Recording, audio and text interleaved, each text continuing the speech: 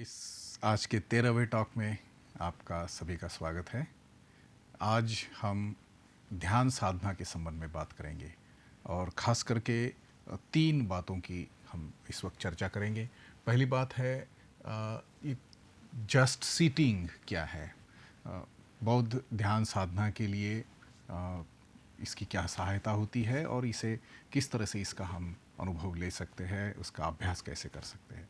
दूसरी बात इस टॉक में हम ये देखने वाले हैं कि ये जो अवेयरनेस एंड कंसंट्रेशन, ये जो दो संकल्पनाएं हैं, स्मृति या सजगता का विकास और एकाग्रता का, खास करके ध्यान साधना को लेकर इसके संबंध में जो कुछ गलतफहमियां हैं उसको दूर करके एक अच्छी प्रॉपर अंडरस्टैंडिंग इसके संबंध में निर्माण करने की हम इस में कोशिश करेंगे। और तीसरी बात जो है, ध्यान साधना जब आप करने की कोशिश करते हैं तब जिस तरह से कठिनाइयों का ध्यान साधना के संबंध में हमें सामना करना पड़ता है, उसको लेकर हम जिसे निवारण कहे जाते हैं, ध्यान साधना की डिफ़िकल्टीज़ जिसको कही जाती है, उसके संबंध में बात करेंगे, जिसे 5 हिंड्रेंसेस कहते हैं। 5 निवारण, 5 कठिनाइयाँ, डिफ़िकल्टीज़ जो हम ध्यान साधना में अनुभव करते हैं।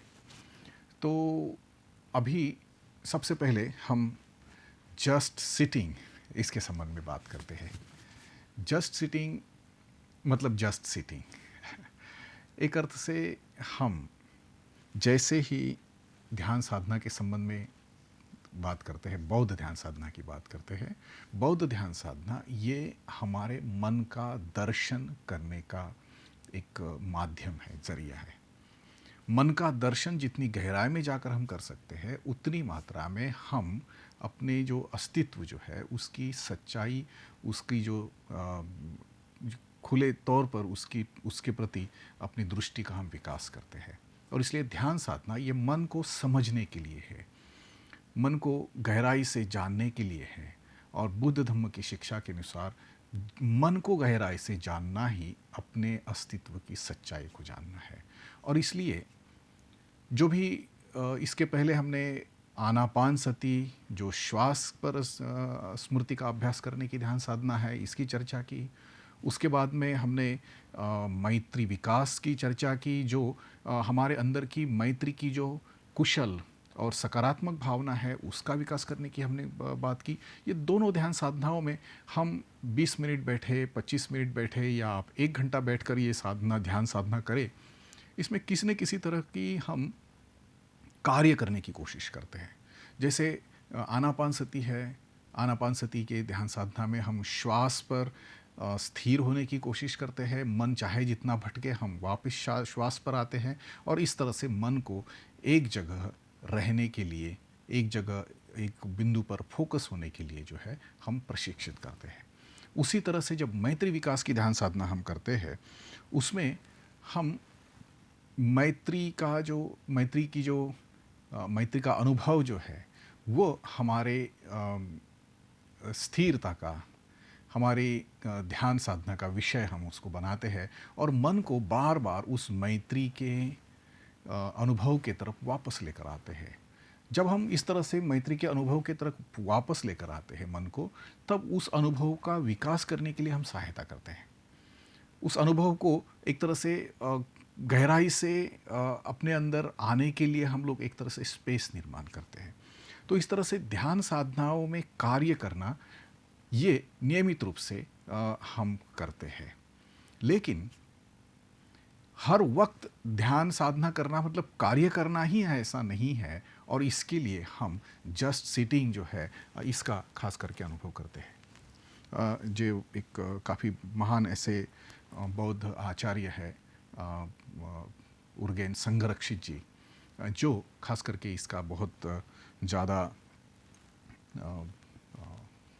इसकी बात करते हैं, इसकी जो गहराई है, उसका महत्व है, इसके बारे में बात करते हैं। तो जस्ट सिटिंग इसका मतलब आप बैठते हैं जैसे ध्यान साधना के लिए बैठे, अपने मन की तरफ आप देखते हैं। जैसे कि हमने ये देखा है कि पहले अपने शरीर के प्रति हम स्मृतिमान होते हैं और शरीर की स्मृति को अनुभव करते हुए, उसको कायम रखते हुए मन की स्थिति के संपर्क में आते हैं और मन में जो चल रहा है उसको एक तरह से देखते हैं। जैसे कि आईना हो, आईने में जो भी सामने जो आकर खड़ा हो जाता है वह चित्र उसमें प्रतिबिंबित होता है। ये जस्ट सिटिंग उसी तरह से है। जो भी मन में निर्माण हो रहा है उसे आप देख रहे हैं, कॉन्शियसली देख रहे हैं और उसके साथ अटैच नहीं हो रहे हैं। उसको किसी तरह की रिएक्शन जो दे रहे हैं, मन किस तरह से रिएक्शंस दे रहा है, उसके साथ कैसे बह जा रहा है, जो भी हो रहा है उसको एक तरह से विटनेस करते हैं। हम अपने मन को जैसा है वैसा देखते हैं। तो इस तरह से मन की इस स्थित्यंतर को, मन के इस परिवर्तन को, मन के नित्य प्रवाहित इस मन का अनुभव जो है उसको लेने के लिए, वो जैसा है वैसा उसका अनुभव जो है लेने के लिए जस्ट सिटिंग एक तरह से अपने स्वयं के प्रति ग्रहणशीलता निर्माण करने का एक बहुत ही अच्छा माध्यम है। और इसलिए अगर आप ध्यान साधनाएं करते हैं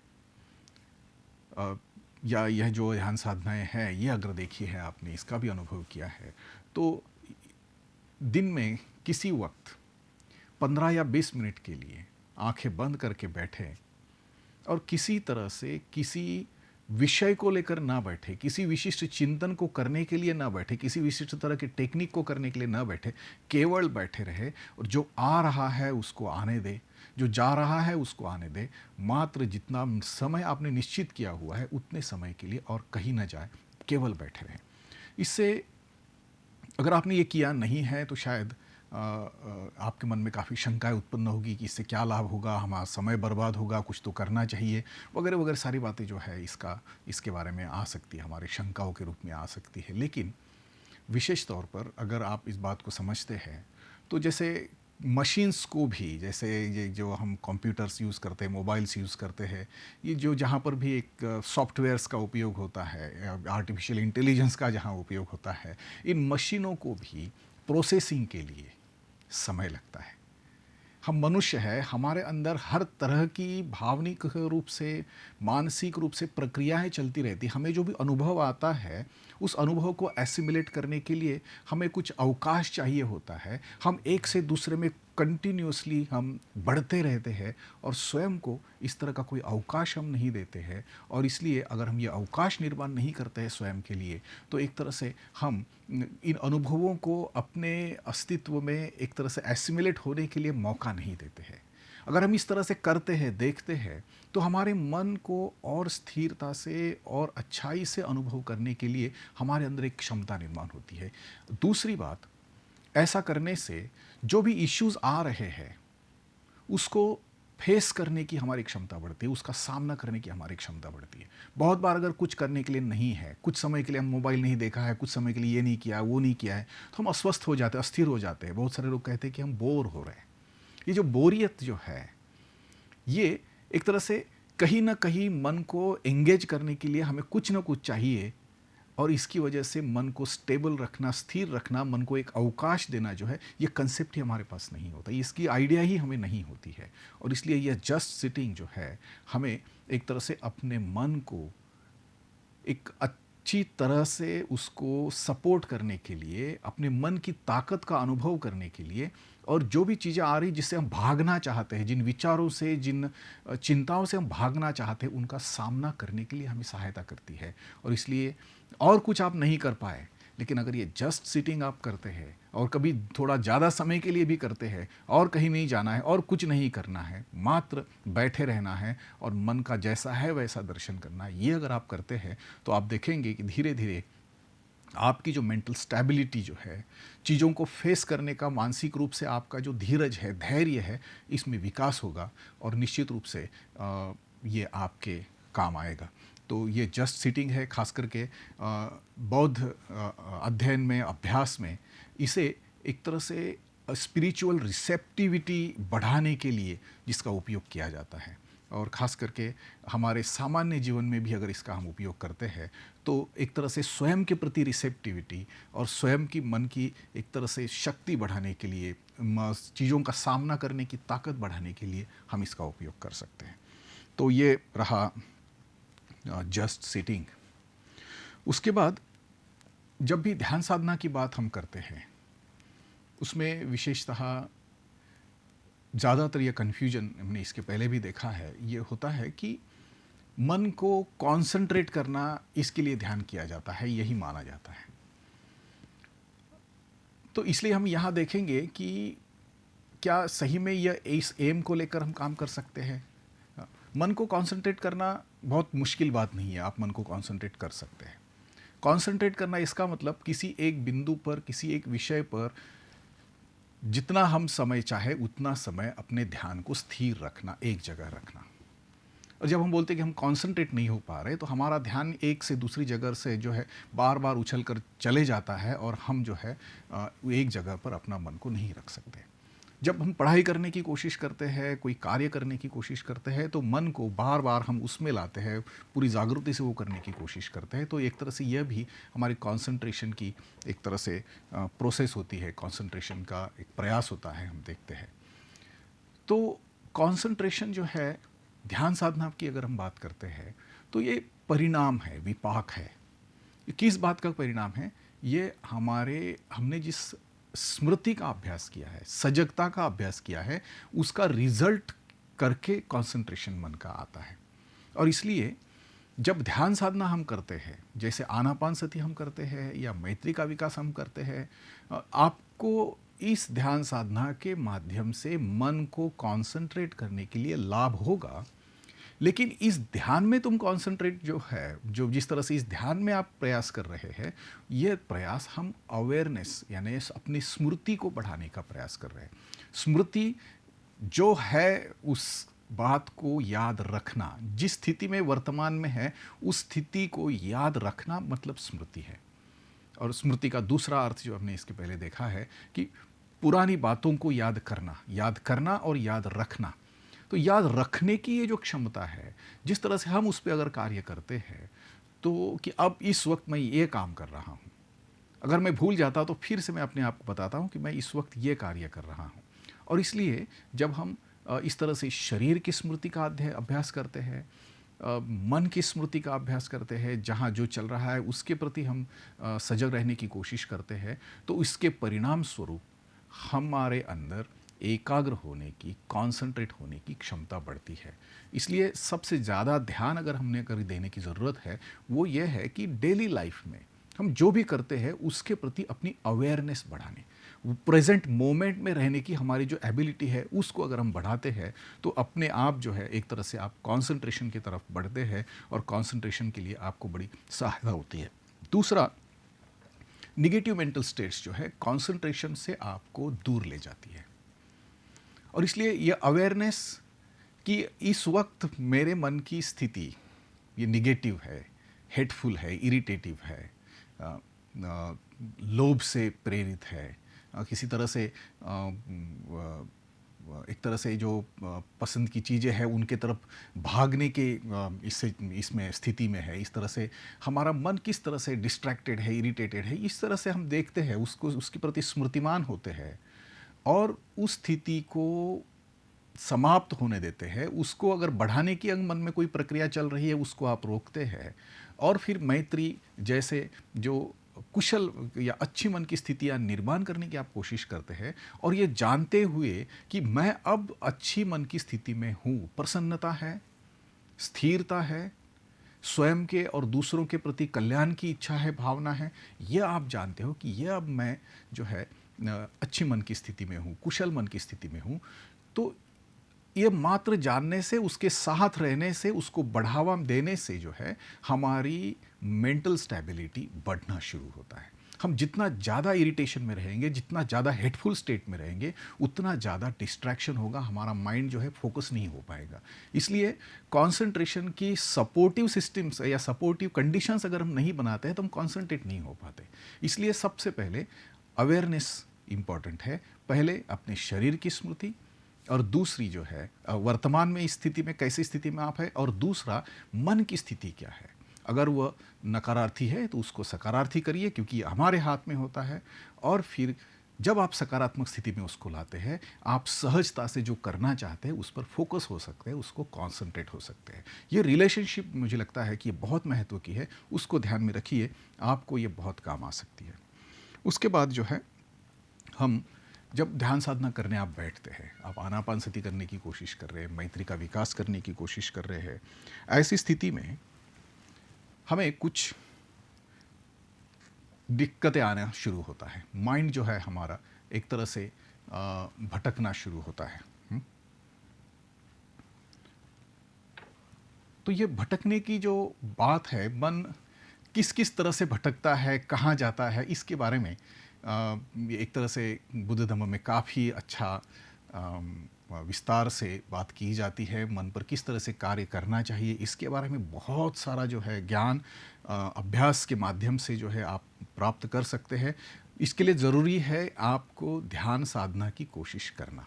जो टेक्निक्स जो दोनों ध्यान साधनाएं इन लेक्चर्स के माध्यम से आपने देखी है, सुनी है, उसको प्रत्यक्ष करके देखना। जब आप करके देखते हैं तो आपको कुछ चीज़ें ध्यान से अपनी ध्यान साधना में एकाग्र होने से रोक रही है, ये आपके ध्यान में आएगा। और फिर ये कौन सी चीज़ें आपको ध्यान करने से रोकती है, ये आप देखेंगे। अभी जैसे अगर कल्पना करिए कि 24 घंटे में ज़्यादातर समय हम जिस तरह का जीवन जीते हैं, जिस तरह से रहते हैं, जिस तरह से जिन लोगों के बीच होते हैं, जिस तरह की बातें हम करते हैं, जिस तरह की चीज़ों के साथ एंगेज होते हैं, उसका हमारे मन पर सीधा असर होता है। और जब हम ध्यान साधना में बैठते हैं, ये सारी बातें जो है एक तरह से सीधे हमारे मन के पर्दे पर जो है आना शुरू होता है। आंखें बंद कर दो, ये सारा हमें याद आता है और इसमें से बहुत सारी डिस्टर्बिंग, डिस्ट्रैक्टिंग चीज़ें जो है हम याद नहीं करना चाहते हैं और उससे हम दूर भागना चाहते हैं। और या तो उन जो पसंद की चीज़ें हैं उनके तरफ आकर्षित होते हैं और उसी में हम लिप्ते रहना चाहते हैं।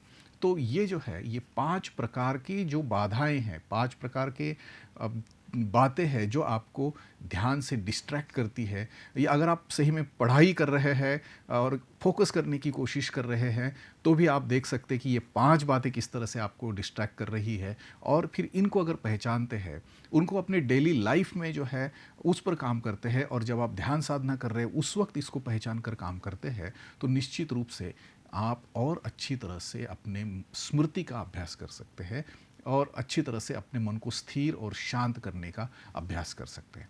तो इसके 5 बातें जो है आप बोर्ड पर देख रहे हैं, मैं आपको एक एक करके उसके बारे में बताऊंगा। सबसे पहले है काम छंद। काम छंद मतलब attraction towards sensual desires, objects of sensual desires. हमारी जो इंद्रियों को, आँख, कान, स्वाद, जुबान, त्वचा, हमारे जो शरीर के 5 इंद्रिय है, और मन की जो ऑब्जेक्ट्स हम कहें उसके आइडियाज़, थॉट्स, ये जो है ये मन के ऑब्जेक्ट्स है। तो इस तरह से हमारी जो 6 सेंसेस जो है ये हमेशा सुख के तरफ, एक प्लेजरेबल एक्सपीरियंस की तरफ जो है भागते रहते हैं। आप कभी भी बैठो, देखो कि मन क्या कर रहा है, आप देखेंगे कि ये सुख देने वाली, इंजॉयमेंट की जो बातें हैं उसकी तरफ जाना चाहता है, या इसके पहले जो कुछ भी आनंद आपने लिया है उसको दोहरा कर जो है उसको फिर से मन में उत्पन्न करने की, उसको रिपीट करने की कोशिश करता है। जब आप बैठे और आपने देखा कि मन इस तरह से इन चीज़ों की तरफ भाग रहा है, तो आप जानिए कि ये काम छंद का निवारण है, ये काम छंद का डिस्ट्रैक्शन है। उसको जानकर कि ये अब मेरा मन इस तरह से भाग रहा है, जो फैंटेसी है, जिस तरह से विचारों में, जिस तरह के डिस्ट्रैक्शन में आप है, उस तरफ आपका मन भाग रहा है, ये आप देखते हैं। और फिर जो है उसे छोड़कर, इसे जानते हुए कि ये काम छंद है, मेरा मन इस तरह से सुख और आनंद की तरफ भागने की कोशिश कर रहा है, उसे मुझे वापस लाना है श्वास के तरफ स्मृति रखने के लिए। उसे मुझे वापस लाना है, मैं जो मैत्री का ये भावना के, मैत्री के अनुभव की तरफ फोकस कर रहा हूँ वहाँ पर। तो ये काम छंद पर इस तरह से हम कार्य करते हैं। और ख़ास करके अगर हमारे डेली लाइफ में अगर इस तरह से ही ज़्यादातर समय हम अपने इंद्रियों को मज़ा आने वाली चीज़ों में लिपटे रहते हैं, तो आप जब आँख बंद करेंगे तो यही आएगा। और इसलिए ये चीज़ें जो आपको डिस्ट्रैक्ट करती है बार बार, हम ये भी ध्यान रख सकते हैं कि दिन में ऐसे किस तरह से हम समय बिता रहे हैं जो हमारे लिए इस तरह से डिस्ट्रैक्ट करने के लिए काम कर सकता है, और उतना समय उससे कम करने की अगर कोशिश करते हैं तो निश्चित रूप से इस बाधा पर जो है हम कार्य कर सकते हैं। उसके बाद जो है, जिसे व्यापाद कहते हैं। व्यापाद मतलब attraction towards objects of hate. हम जो चीज़ें हमें पसंद नहीं आती, जो लोग हमें अच्छे नहीं लगते, या जिन लोगों से हमें कुछ तकलीफ हुई है ऐसा हम सोचते हैं, मानते हैं, या ऐसा कुछ फ़िलहाल जो कुछ ऐसा अनुभव आपने लिया हुआ है, ऐसे लोगों को, ऐसे विषयों को याद करना और फिर जो है उसके प्रति अपने अंदर की द्वेष की, अपने अंदर की हेटफुल फीलिंग्स जो है, इरिटेशन जो है हमारा, उसको बढ़ाना जो है, ये हम अपने मन में करते हैं। कभी कभी हम उनके साथ संवाद करते हैं कि मैं उनको ये बोलूँगा, ये बताऊँगा, इस तरह से डांटूँगा, इस तरह से सवाल पूछूँगा, इस तरह से मन में कुछ चल रहा है और अंदर से गुस्सा आप बढ़ा रहे हैं। जब इस गुस्से की स्थिति को बढ़ा रहे हैं, इसका मतलब आप ध्यान साधना नहीं कर रहे हैं, आपका मन कहीं और एंगेज हुआ है, और ये कभी कभी कंपल्सिव होता है। जैसे इसके पहले का पहला पॉइंट हमने देखा, काम छंद और ये द्वेष, ये ज़्यादातर जो है अब आपको उसके अंदर खींच लेते हैं और एक तरह से ऐसा कंपल्शन लगता है कि इससे बाहर निकलना मुश्किल हो जाता है। यहाँ हम इसको पहचानते हैं कि नहीं, अब मैं ये कर रहा हूँ, अब मेरा मन इस तरह से जा रहा है और ये ज़्यादा करूँगा तो और ज़्यादा गुस्से की तरफ और ज़्यादा इरिटेशन की तरफ मैं जाऊँगा, तो मुझे ये नहीं करना है। ये अगर आप डिसाइड करते हैं तो आप फिर रुकते हैं, फिर अपने श्वास की तरफ वापस आते हैं। उसके बाद जो है ये तीसरा है, जिसे उदच्च कुकुच्च पाली भाषा में कहते हैं, ये है रेस्टलेसनेस एंड एंग्जाइटी। हम फिजिकली रेस्टलेस होते हैं, कहीं एक जगह बैठना हमारे लिए मुश्किल होता है, एक जगह स्थिर रहना हमारे लिए मुश्किल होता है। ये रेस्टलेसनेस की स्थिति आप ध्यान साधना में भी अनुभव करते हैं, विशेषतः अगर आप ध्यान देते हैं। और उसके साथ जो है चिंता, एंग्जाइटी, और चिंता और जो रेस्टलेसनेस जो है, ये दोनों एक दूसरे से जुड़े हुए हैं। इसमें आप शांत नहीं हो सकते, स्थिर नहीं हो सकते हैं। और इसलिए जब ध्यान साधना में बैठे हैं तो ऐसे कोई ऑब्जेक्ट्स जो है आपके मन में आ रहे हैं क्या, जिसकी वजह से आप रेस्टलेस हो रहे हैं, एंग्शियस हो रहे हैं, उनको देखिए, रुकिए, उनको जाने दीजिए और फिर अपने श्वास की तरफ वापस आइए। उसके बाद जो है नेक्स्ट जो डिफ़िकल्टी है वो है थिनमिद्ध। इसका मतलब एक तरह से लेजीनेस एंड स्लगिशनेस, करने की इच्छा नहीं है, कुछ भी करने की इच्छा नहीं है, या तो सुस्ताई हुई स्थिति है, नींद आई जैसी स्थिति है, इस तरह की जो स्थिति है, ये वास्तविक रूप से अगर आप नींद पूरी नहीं हुई है और नींद आ रही है ये बात अलग है, लेकिन कुछ काम करने के लिए आप जाते हैं और आपका मन उस पर पकड़ता नहीं है और उसके प्रति आप एक तरह से अनिच्छुक है, और उस अनिच्छा की वजह से आपको नींद आना शुरू होता है, कहीं भागने की इच्छा होती है, ये जो है ये थिनमिद्ध है। उसको पहचानिए और कहिए कि नहीं, ये मेरे मन से ही ये मैं कर रहा हूँ। अपने मन की ट्रिक को पहचानिए और रुकिए, फिर से अपने श्वास की तरफ आइए, फिर जिस ऑब्जेक्ट पर आप फोकस हो रहे वहाँ आइए, और अंत में जो है वह है जिसे विचिकित्सा कहते हैं, ये डाउट, एक तरह का इरेशनल डाउट जिसको हम बोल सकते हैं। डाउट लेना अच्छी बात है, लेकिन करना नहीं चाहते हैं, इसलिए कुछ तो ऐसे बहाने खड़े करना जो है, ये इस तरह का डाउट है। अरे इससे क्या होता है, इससे क्या फ़ायदा होगा, इससे किसको फ़र्क पड़ा है, ये यहाँ क्यों बर्बाद टाइम कर रहे हैं। तो इस तरह के ऐसे कोई सवाल निर्माण करते हैं कि पहले ही तय किया हुआ है कि इससे कोई फ़ायदा होने वाला नहीं है, और फिर उस हमारे अंदर के उन जो डाउट्स जो है उसको सामने लाकर जो है हम एक तरह से ध्यान साधना करने से भाग जाते हैं। हम उसमें समय नहीं देना चाहते हैं, हम उस स्थिरता को अनुभवना नहीं चाहते हैं, और उसका मूल्य जो है हम अपने इस डाउट से जो है समाप्त कर देते हैं और उसके तरफ काम नहीं करना चाहते। तो इस तरह के 5 प्रमुखता से जो बाधाएं हैं हम ध्यान साधना में अनुभव करते हैं, इस पे अगर कार्य करना है तो किस तरह से कार्य किया जा सकता है, इसके कुछ 3 मुद्दे मैं आपको बताऊंगा। वो है एक तरह से स्काई लाइक एटीट्यूड। जैसे आसमान में बादल आते हैं और चले जाते हैं, आसमान को चिपके नहीं रहते, उसी तरह से अगर हम इसका उपयोग करते हैं तो आने दीजिए, विचार आएंगे, द्वेष की भावनाएं आएगी, आकर्षण की चीज़ें आएगी, इरिटेशन आएगा, रेस्टलेसनेस आएगी। आप उसको देखिए और उसके साथ एंगेज मत होइए, उसको जाने दीजिए। इस तरह का अभ्यास अगर हम करते हैं तो हम इन चीज़ों के बोझ में दबे नहीं रहते हैं, हम एक तरह से आसमान की तरह खुले रहते हैं और इन इन सभी स्थितियों की टेम्पररीनेस को जो है हम अनुभव करते हैं और फिर और सहजता में जो है हमारे जीवन में आना हमारे लिए संभव होता है। तो ये स्काई लाइक एटीट्यूड निर्माण करने के लिए ध्यान साधना में एक तरह से निश्चित रूप से इन पांचों बातों पर कार्य करना बहुत ज़रूरी होता है। उसके बाद अगर ये चीज़ ऐसा करके भी नहीं जा रही, कुछ चीज़ें काफ़ी कंपल्सिव होती है, आपको रोक के रखती है, तो इसके लिए आपको ये दूसरा उपाय है, वो है कंसिडरिंग कॉन्सिक्वेंसेस। उसके जो परिणाम है उसको सोचिए कि देखिए मैं अभी 20 मिनट के लिए बैठा हूँ, हाँ, लेकिन मेरा मन उसी तरफ भाग रहा है, ये मेरे जो 20 मिनट जो है ध्यान साधना के लिए मैंने जो निकाले हैं वो वेस्ट हो जाएंगे। या तो ये ऐसा सोचने से मेरे मन में और ज़्यादा द्वेष इस परिस्थिति में निर्माण हो जाएगा। जो भी है उसकी जो हमें सहायता नहीं करने वाले, नुकसान करने वाले जो भी कॉन्सिक्वेंसेस है उसके बारे में अगर थोड़ा सोचते हैं तो फिर जो है आप कुछ एक आध मिनट के अंतराल में जो है फिर से अपने जिस पर फोकस करना है उस पर आप वापस आ सकते हैं। और तीसरा जो है ये उपाय है उसके लिए, वो है कल्टिवेटिंग द अपोजिट। अगर आपके मन में द्वेष है और वो एकदम से आप मन से निकाल नहीं पा रहे हैं, एकदम से बहुत जल्दी तो नहीं कहेगा, आप उसको समय देना ज़रूरी होता है, लेकिन ये थोड़ा समय देने के बाद भी ये भाग नहीं रहा है, ये बार बार आपको मन को परेशान कर रहा है, बार बार आप उसके अंदर घुस रहे हैं, तो फिर थोड़ा रुकिए और मैं अगर द्वेष की भावना है तो मैत्री का विकास करना शुरू करिए। अगर अट्रैक्शन आपको अनुभव कर रहा है तो उसके प्रति थोड़ा सा रिपल्शन जो है उसको निर्माण करने की कोशिश करिए, उसके अपोजिट करने की कोशिश करें, ताकि जहाँ आपका मन भाग रहा है उसको आप वहाँ से डिसोसिएट कर सकते हैं, मन को एक तरह से हम अपनी स्थिरता की तरफ लेकर आ सकते हैं और फिर जहाँ फोकस करना है वहाँ फोकस कर सकते हैं। तो ये खास करके ध्यान साधना में जिस तरह से कार्य किया जा सकता है, इसके संबंध में ध्यान साधना में कौन सी बाधाएं उत्पन्न होती है, इसके संबंध में ये विस्तार से हमने इस लेक्चर में जानकारी दी है। आपने इसको सुना, इसलिए आपका बहुत धन्यवाद। हम इस लेक्चर को यही समाप्त करते हैं।